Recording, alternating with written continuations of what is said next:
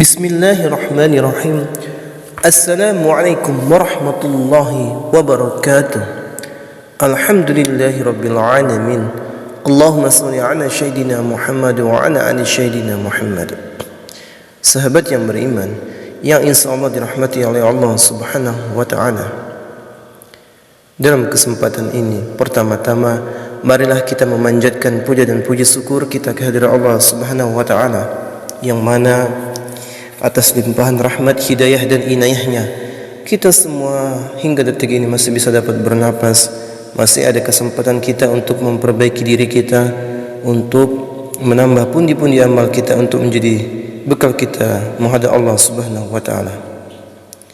Kemudian salawat beriringkan salam selalu kita sampaikan, kita curahkan kepada junjungan kita, Nabi agung kita, Nabi besar Muhammadin sallallahu alaihi wasallam.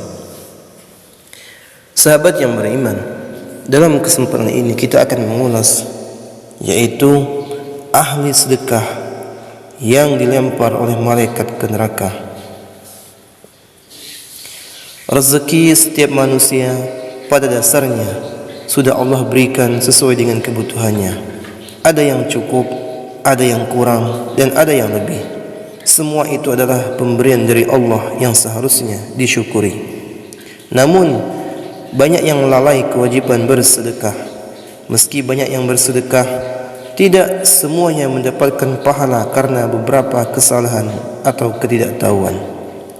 Berikut adalah 5 kesalahan dalam bersedekah yang membuat kita dibenci Allah dan bisa membuat malaikat melemparkan ke neraka. Ahli sedekah yang dilempar oleh malaikat ke neraka. Yang pertama, mencari pujian dari orang lain. Banyak orang bersedekah hanya untuk mendapatkan pujian dari orang lain. Hal ini masih banyak terjadi di masyarakat kita. Sedekah yang dilakukan hanya untuk mendapat pujian tidak akan mendapatkan pahala dari Allah Subhanahu wa taala. Dalam sebuah hadis disebutkan bahawa seseorang yang bersedekah demi pujian akan mendapatkan balasan yang buruk di akhirat. Kemudian yang kedua, menunda-nunda sedekah. Nikmat sehat dan rezeki adalah anugerah yang sering kita abaikan. Menunda-nunda sedekah adalah salah satu kesalahan yang banyak dilakukan. Jika kita menunda-nunda sedekah, Allah juga akan menunda rezeki yang akan datang kepada kita. Apalagi kita bisa diingatkan dengan dicabutnya nikmat sehat untuk sementara waktu. Dalam hadis riwayat Bukhari, Rasulullah SAW bersabda bahawa kita sangat dianjurkan untuk bersedekah ketika tubuh kita masih sehat dan kebutuhan kita tercukupi. Hindarilah menunda-nunda sedekah karena kita tidak tahu kapan waktu kita akan berakhir. Kemudian yang ketiga, tidak bersedekah kepada orang terdekat terlebih dahulu.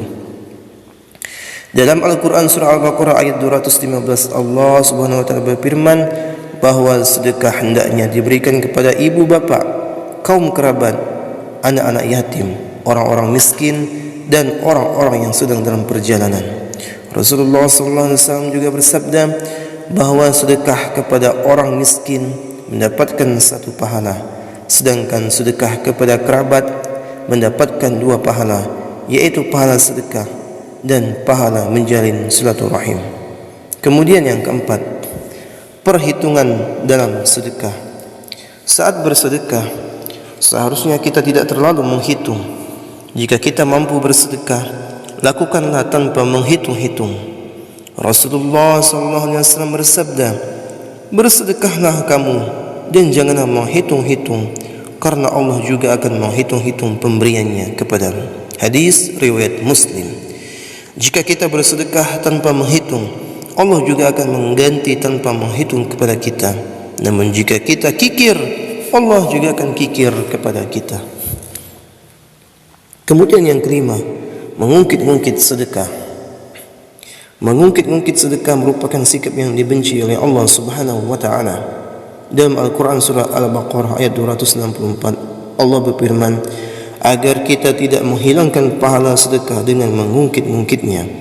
Mengungkit-ungkit sedekah dapat membuat si penerima merasa sakit hati dan memutus tali silaturahim. Memutus tali silaturahim adalah perbuatan yang dapat membuat Allah Subhanahu wa taala membenci kita. Itulah tadi sahabat yang beriman, ahli-ahli sedekah yang justru dapat menjerumuskannya, dapat mendapatkan keburukan bagi dirinya kalau sedekahnya tidak sesuai dengan syariat. Itu saja sahabat yang beriman, mudah-mudahan bermanfaat. Kalau ada kata-kata yang salah mohon dimaafkan. Kebenaran hanya milik Allah Subhanahu wa taala. Wallahu a'lam. Saya akhiri, wassalamualaikum